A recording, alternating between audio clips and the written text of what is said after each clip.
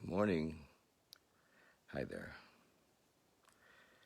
So, I'm here this morning with you to read from my little book, my little 24-hour day book,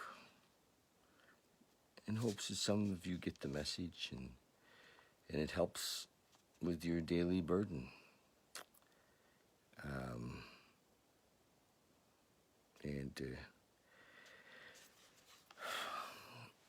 I slept in a little this morning. One of my young alcoholic friends kept me up late last night with the foolish idea of taking his own life, and I was able to get there and make some difference in the moment. But it was a late night, so it's interesting that how deep the idea goes, how deep the addiction goes with many of us. I mean, how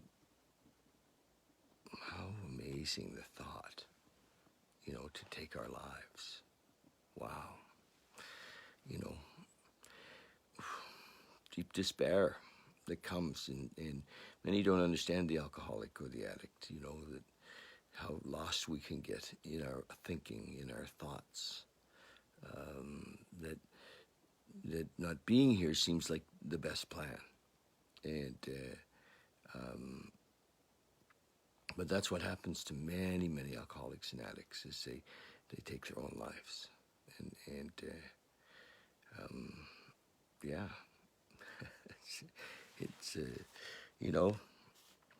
it's really something when that comes up as the best plan to decide not to be here.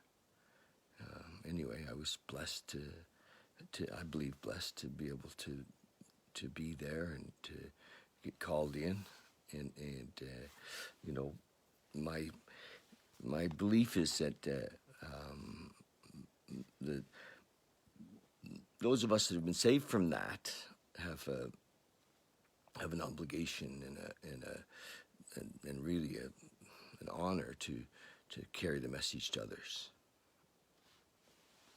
So I was grateful to be there late last night to help this man and change the course hopefully for good for him. Okay, that's it. Great for a late night. And so I got a late start. A friend called and said, "Where's your reading?" Anyway, here I am. I haven't read this yet, so I'm going to read it to you. This is from the 24-hour day book, and it's hopefully going to be inspirational. It's thought-provoking anyway, and it starts with the thought for the day. We alcoholics used so little self-control when we were drinking. We were so absolutely selfish that it does us good to give up something once in a while, like some sleep. Using self-discipline and denying ourselves a few things is good for us.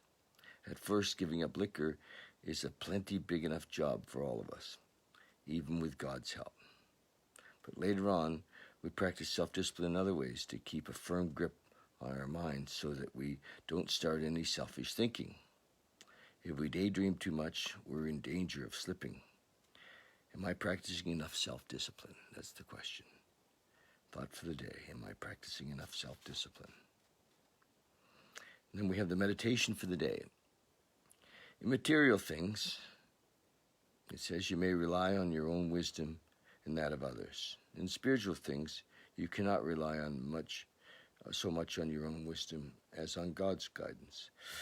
In dealing with personalities, it is a mistake to step out too much on your own. In dealing with personalities, it is a mistake to step out too much on your own. You must try to be guided by God in all human relationships. You cannot accomplish much of value in dealing with people until God knows you are ready. You alone do not have the power or wisdom to put things right between people. You must rely on God to help you in these vital matters. There you go. meditation for the day. Rely on God. Prayer for the day. I pray that I may rely on God in dealing with people's problems. Pray that I may try to follow His guidance in all my personal relationships. In all personal relationships, God's guidance. So that's the deal. We struggle with personal relationships because we're trying to run the show. And the meditation and the prayer for the day guide us to look for a relationship with God, so that we're not running the show. It's interesting to carry this message. Sometimes,